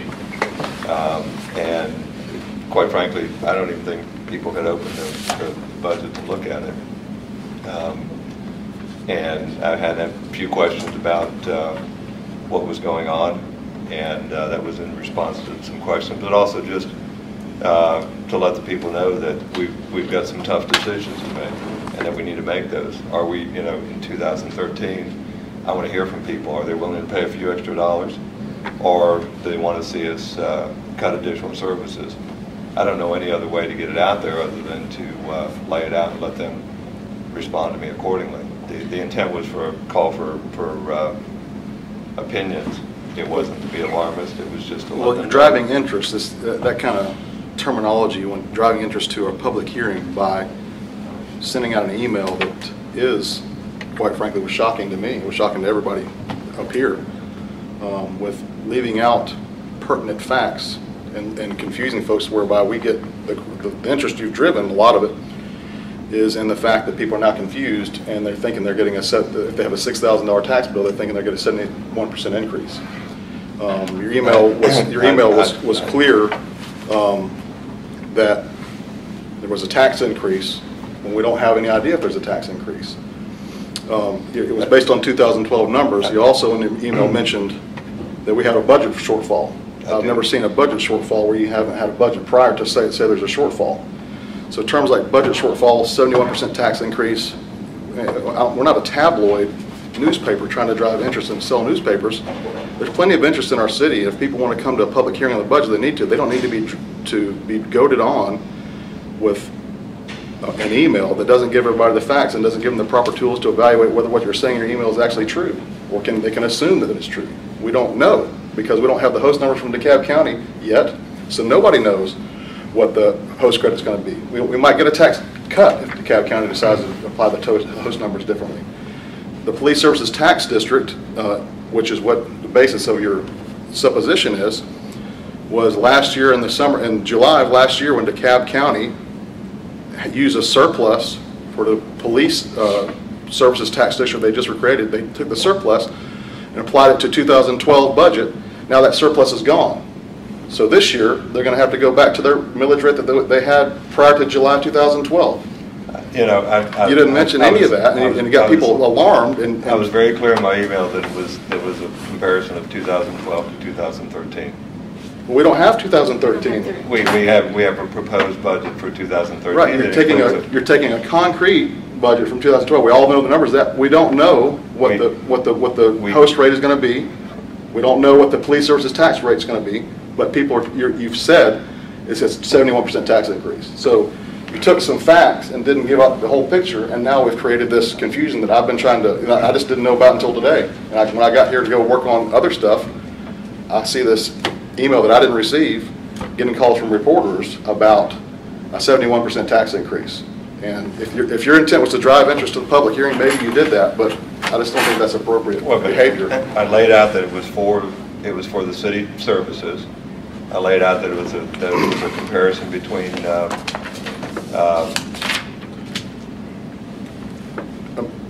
budget for the city of Brookhaven includes a millage rate for 2013 that would represent a substantial increase for the net property tax amount paid in 2012. And so the city of Brookhaven budget only includes city of Brookhaven tax number. It doesn't include the DeKalb County tax number. Did you say that? I said it's city of Brookhaven. I don't see the word DeKalb County in here one time. Jim, let me chime in a little bit here. Number one, I think the question is a good question to have. I appreciate raising the question and saying, hey, let's look into these numbers. I've got concerns that, that city of Brookhaven taxpayers may have a higher overall tax burden. If that's the case, that's news to me, and I'd like to address that. I want our city to look at that, because that's throughout the campaign, that was not the intent of creating a city. The intent was to, have revenue parity for the citizens, or tax burden parity for the citizens in the city of Brookhaven. So I appreciate the raising of the question, and I think where I agree with the council, the majority of the council, in that's a discussion and question to ask, to our city administration and get all the facts before we put out something to the city that, quite frankly, when I first read it, I was shocked. It had a lot of things that created alarm when I read it. My initial take on it was, I'm seeing my total tax bill, and it's going to go up 70%. That's the numbers that people saw. You know, that's the reflection that people got back to me on. And I think as a city, we have to be more responsible in getting the facts out to our constituents. It's a good question to have. I just don't think that we, you know, at the end of the day, what I believe the intent of your email was to say that there's a potential $50 increase or so to the tax burden for citizens. It took a long way to get down to that, you know, the nuts and bolts of what we're really talking about. Probably not a very significant number for a lot of people, but If we everything use the to get numbers down. from 2012. That's right, and so I think we simply, to be a professional organization, need to make sure we do a responsible job of getting the right information out there in a way that a well-run organization should. And that's having a well-thought-out discussion of how we disseminate information to the public so that we don't create alarmist reactions from citizens, which is what, quite frankly, I felt like we got from your email. So it's a good question. Let's just work at, you know, one, finding out the answer to that question and getting all the facts out to the people. But two, let's work on being more responsible on our way to get that information out there. I think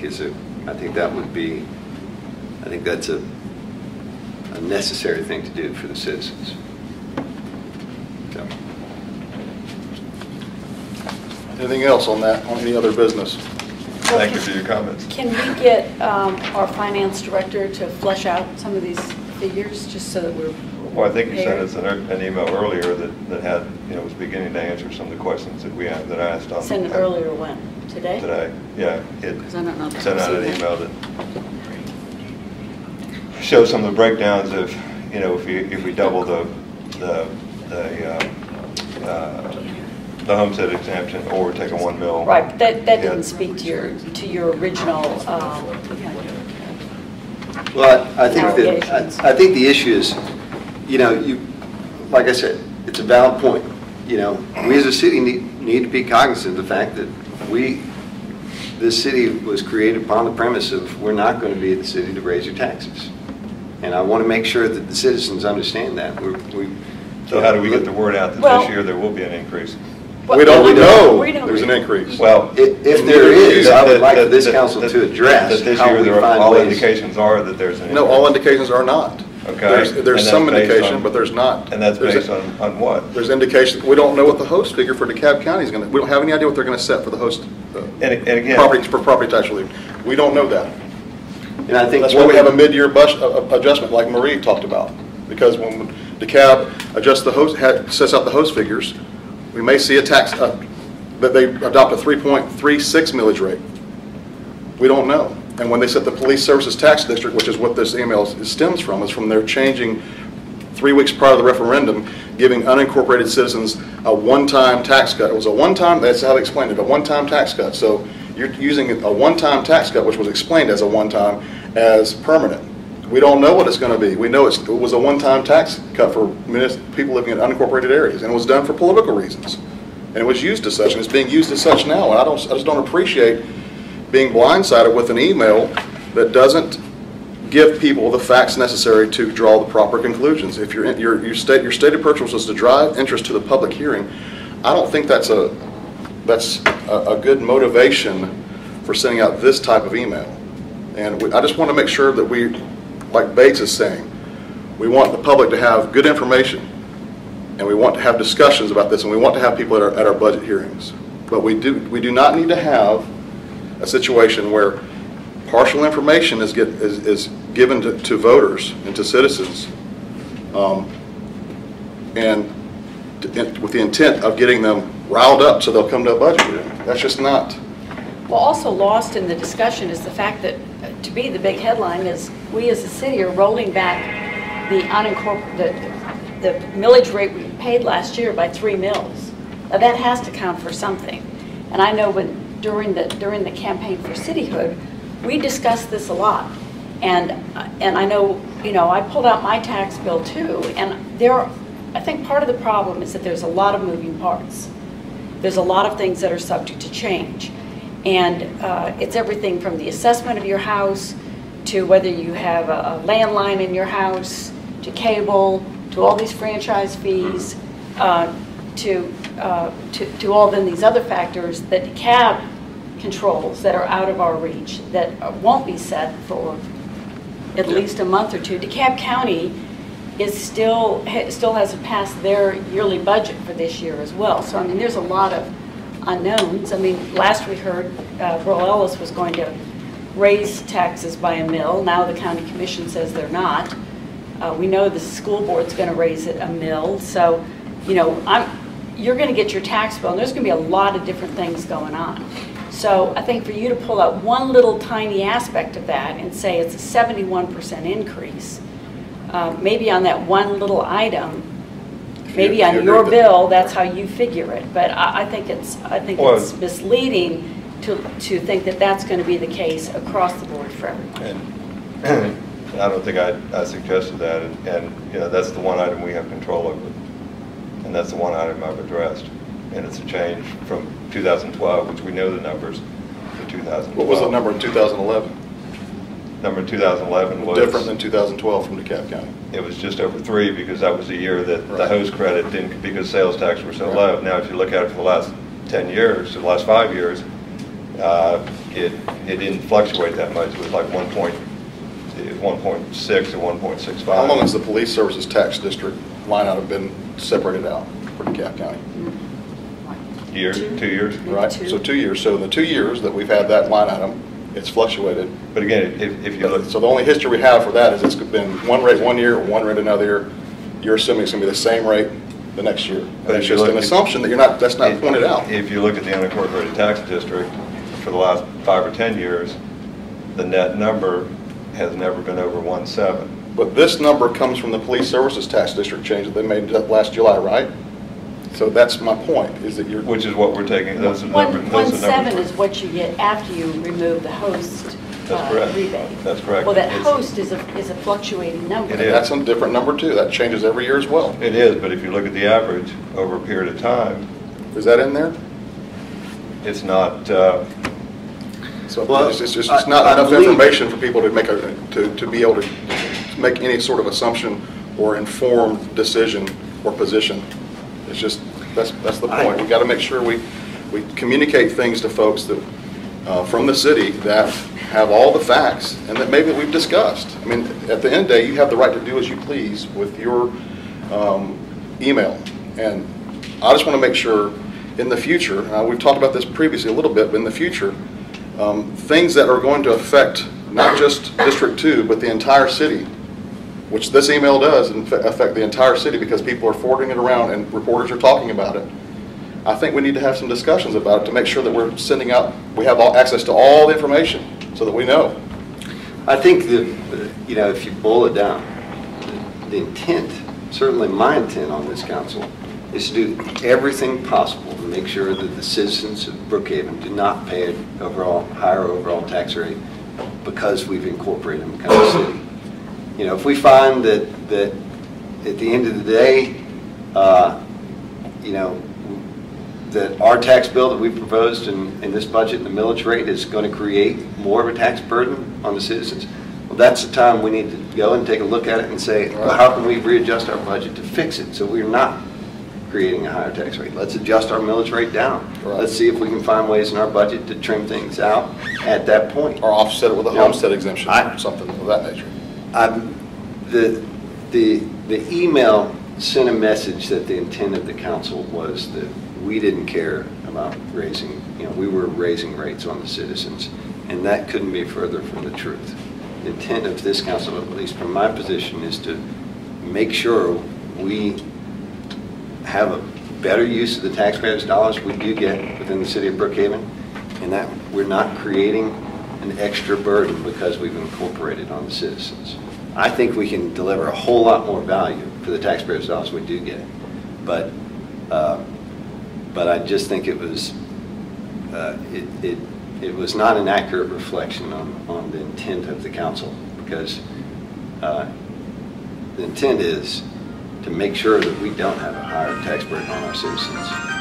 And that's why I said I like the question, but it went out there without all of the facts. And I don't think that's a responsible way for us to communicate to our citizens, because there are certainly missing parts that we don't know yet from DeKalb County that we may have to come back and look at this thing.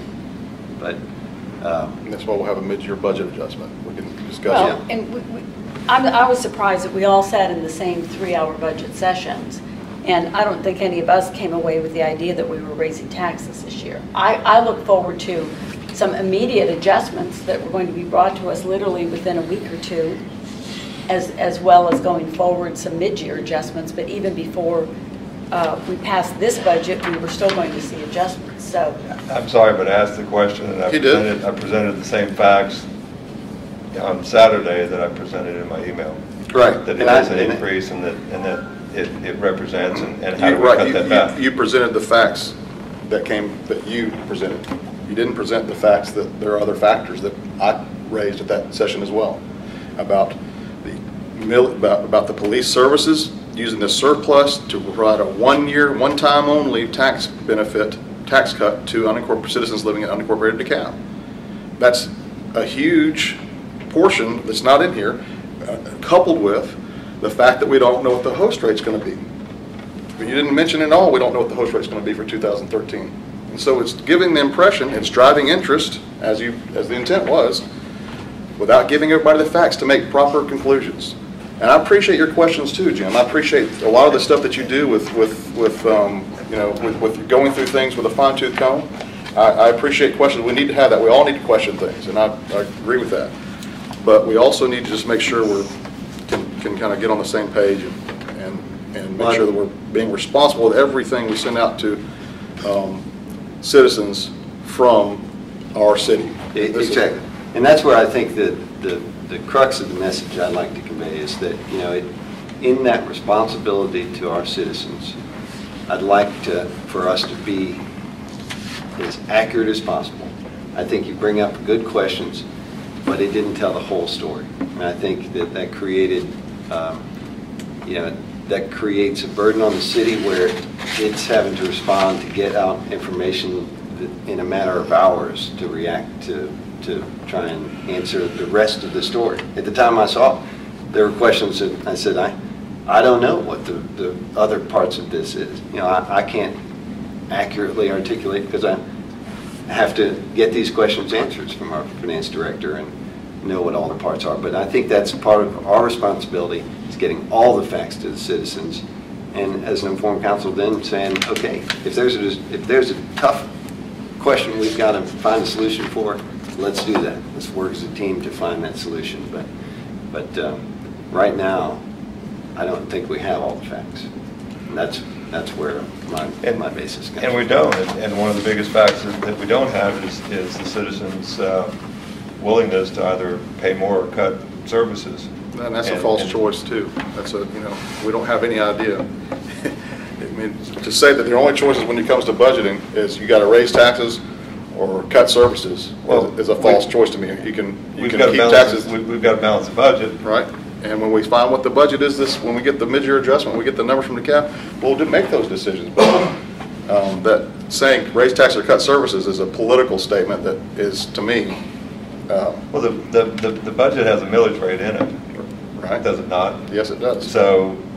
Yes. So we made a statement on what the millage rate is. Right, and we can change the millage rate this year if we need to, and we can increase homestead exemptions to deal with maybe decreasing the millage rate slightly and increasing homestead exemption.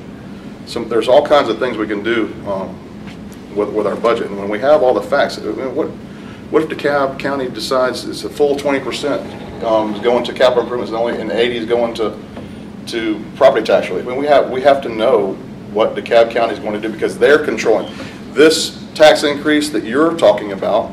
If all the numbers stayed as they did in 2012, would be a result of what DeKalb County did, not the city of Brookhaven. So, I appreciate it. But let's if we can move on to. That's it. Adjourn. Well, we're done with, unless you have some more. I do. I'm sorry.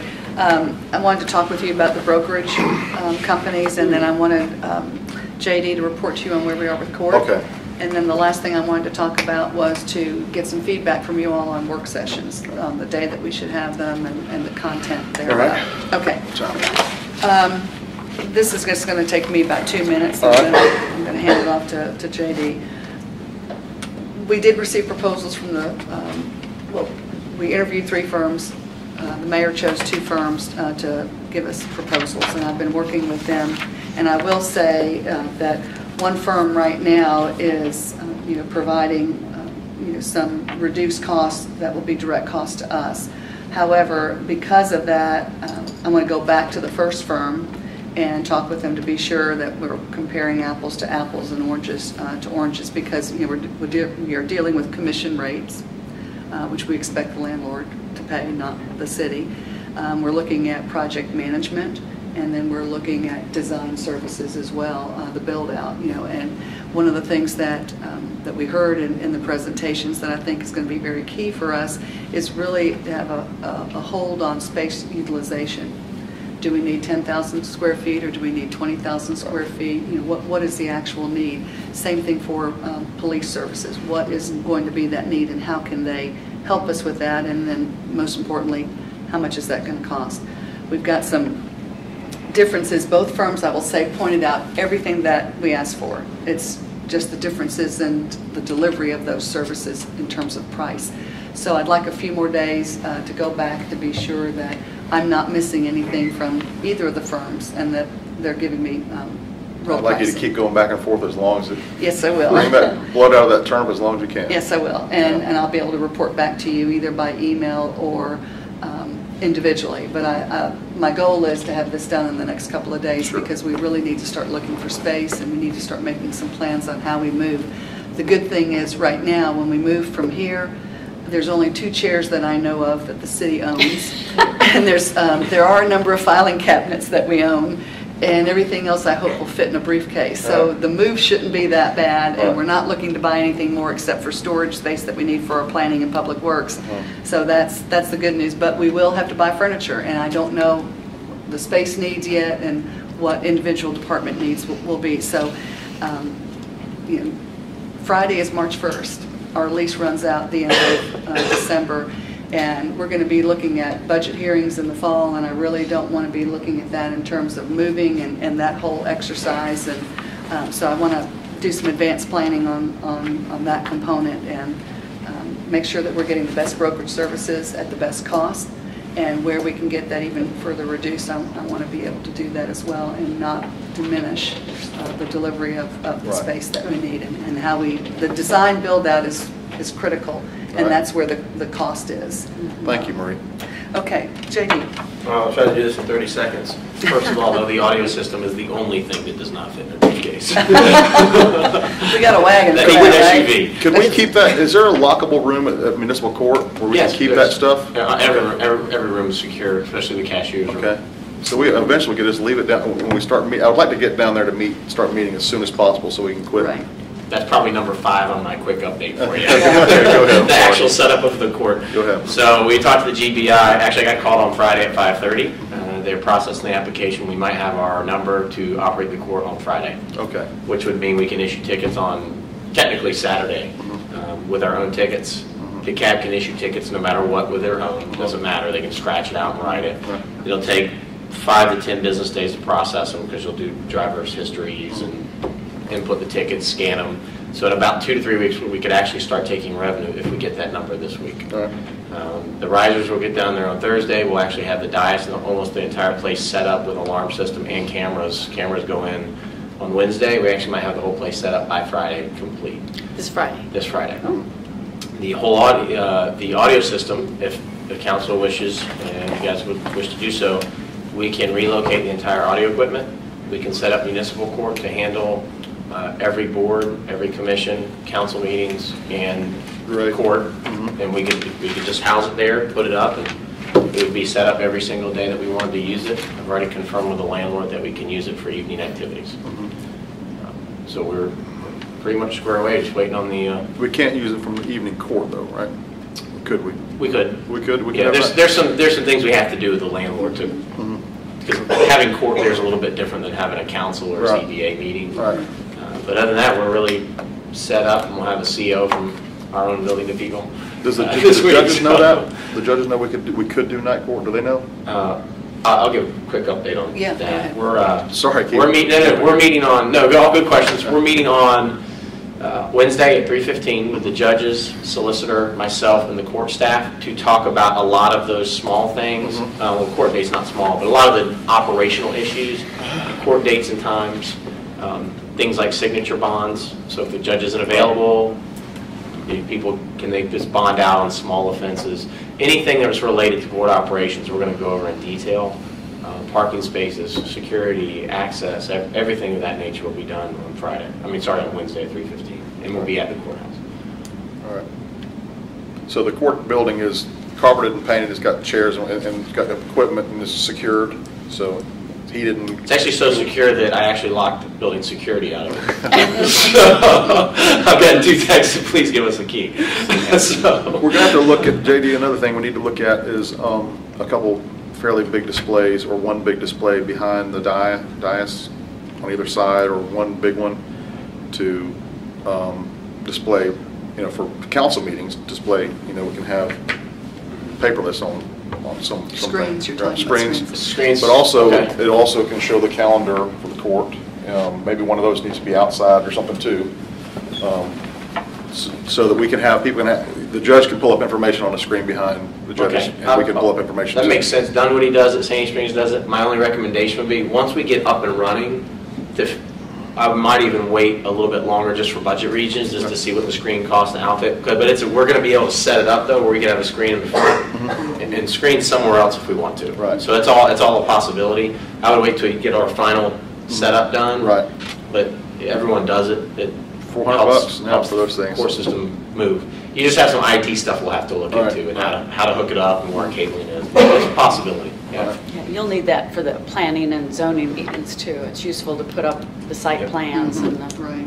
And if not, we can also look at purchasing a projector. Might just be as much as a screen, in all honesty, nowadays. So we can figure something out though, so we can make those displays happen. So how soon could we move city council meetings there? The 12th, We could have it on the 12th of March. we are the first one there. Yeah, Cool. we could. And that'd be But we can have forever. the audio set up this week. So the dioceses get in. So why don't we go ahead and plan on having our next council meeting at the Beaufort Highway Annex? Isn't that... Our new permanent home Yeah. Till the end of the year. for the next few months. Correct. The last thing that I wanted to talk about is the actual work sessions as to what your expectations are of them and when we will have them. What is customary is that the first purpose for a work session is to look and discuss items that are out in a future agenda, to brief you all on that, so that if there is any direction you want to get to staff, then they'll have that 2-week period to get the material, actually less than 2 weeks because we have deadlines to get things to the clerk, that we would have enough time to address it. If it requires legal, we'll have time with legal to review and then get it on the agenda. I know that you also want to take a look at current items that are going to be in front of you immediately. My hope is that once we get into the routine of the work sessions is that you will be familiar with these items that are coming up in the future. And I'm talking about just a 2-week lead that we would be talking about those matters. Now tonight, most of what we talked about was what's going to be on your agenda for tomorrow evening. So, and I know that we've met, I looked at my watch before I started talking on this just to get an idea. We've spent 2 hours already on what's coming in for tomorrow night, and this is our first time that we've gotten a chance to really talk about it. The goal is to try and keep the work session at least to an hour, to be able to pop through these matters and that you'll have material in advance of your work session. And my desire is to be able to bring the respective departments in that can, especially when we're talking about something that's 2 weeks away, that they can discuss with you what their plan is, what they're bringing forward, why they're doing it, especially if there's funds associated with it, where those funds are coming from. Let me ask this real quick while you're on this subject. If we're doing work sessions 2 weeks out, which I think is a good idea, the agendas aren't even ready until like 4 or 5 days before the council meeting, right? So you're seeing those work sessions as ways to formulate the agenda? Yes. And so... Well, what we're doing... Just one thing, just because at least now, there's so much stuff we're having to do. Correct. There's so much stuff that comes on late. And are you seeing that that'll change in the future? Right. The clerk has identified a great schedule, and we almost made it for this first one, and we're working very hard to please the city clerk. But what we want to be able to do is, and what we're doing, just to answer your question directly, when you all have a council meeting on Tuesday, we're rounding back up as a staff on Wednesday to talk about any directives that came out of that meeting, but more importantly, to give a heads up to me and to the city clerk on what items the different departments are preparing to bring forward, because they have a deadline. Right. Susan, what is that? When we meet the day after city council, they've got until early that next week to get everything to her. I mean, the goal is to have everything received by Thursday, preceding your Tuesday meeting. So, I mean, we are immediately talking about what's coming up in the next 2 weeks. So if we had the work session the day of the council meeting, we could be briefing you on what's coming up. If the intent is to have a briefing on what's on your immediate agenda, then, to be able to do that the day before, because we can't change an agenda. We need 24 hours, and right now it's coming up on when the city clerk needs to do that because we have a 7 p.m. I guess what I'm suggesting is that we try out the day of the meeting, and I know you don't want to have 2 long meetings on the same night, but if we keep it to an hour, that we would meet at 5 p.m., adjourn at 6, allow you all to have a quick bite, a sandwich or something of that sort. A growler. A growler. Yeah, a growler. And then just to convene your meeting at 7 p.m. for your council meeting, and still have that hour where staff is available. And now that we're going to have a permanent, semi-permanent home for council hearings, that everyone will get to there at 5 o'clock in preparation for... So we'd have our work sessions and staff would bring whatever material. Right, so that way we're not moving again and fighting traffic to get across town. So we would prepare to meet then. Any thoughts there at the court. Council? So the idea is to move the work session to the Tuesday right before the, instead of having it like today. Correct. Well, I like the same day deal. Okay. And I'd like to keep it contained to 1 hour, that, we put those items and that the staff can be better prepared, that they know that they may have 5 minutes. I was telling Susan, bring your clock and cut people off so that, so that we need to be giving you advance notice of information and then presenting, what we're talking about. And you all may say, I'm not ready for that to come forward on that agenda. Let's take it out another month. Another thing I'm trying to do, this first day I did it was today, was to have meetings and whatnot on Monday afternoons after lunch here. So before the work session, the day before, we could, I'm going to try to be here from 2 o'clock on to meet with you and any council members that want to come in and bring up any items they want on the agenda or they want to discuss before even the work session. That might be a good sort of a clearinghouse before because if the work session is going to be an hour, we keep to that. I think that's a good idea. We might need a little more time on that Monday to allow further direction to be made if we need to. So, I mean, you may want to try it out for a while until we get in sync, right. On our Mondays for now, and then move to the goal of a Tuesday work session and allow us to, contain it to that 1 hour. Okay.